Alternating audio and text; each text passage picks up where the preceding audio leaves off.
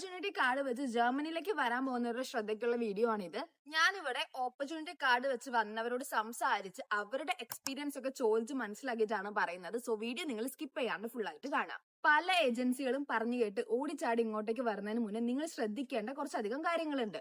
എല്ലാവരും ഇവിടെ വന്നവർ പറയുന്നത് മിനിമം C1 ലെവൽ വെച്ചിട്ടെങ്കിലും വരുന്നതാണ് ഏറ്റവും ബെറ്റർ എന്നാണ്. പക്ഷെ ഞാൻ പറയാണ്, അറ്റ്ലീസ്റ്റ് നിങ്ങൾ B2 എങ്കിലും വെച്ചിട്ട് ഇവിടെ ഓപ്പർച്യൂണിറ്റി കാർഡിന് വരാൻ പറ്റുള്ളൂ. ലൈക്ക് A1 ഒക്കെ വെച്ച് വരുന്ന ഒരുപാട് ആൾക്കാരുണ്ട്. അതിലുമൊക്കെ ബെറ്റർ, ഏറ്റവും ബെറ്റർ നിങ്ങൾക്ക് സ്കോപ്പ്, നിങ്ങൾ ഉദ്ദേശിച്ച ആ ഒരു ഫീൽഡ് നിങ്ങൾക്ക് കിട്ടണമെന്നുണ്ടെങ്കിൽ ഓപ്പർച്യൂണിറ്റി കാർഡിലേക്ക് നിങ്ങൾ B2 വെച്ചിട്ട്, അറ്റ്ലീസ്റ്റ് B2 വെച്ചിട്ടെങ്കിലും വരുന്നതാണ് ഏറ്റവും ബെറ്റർ.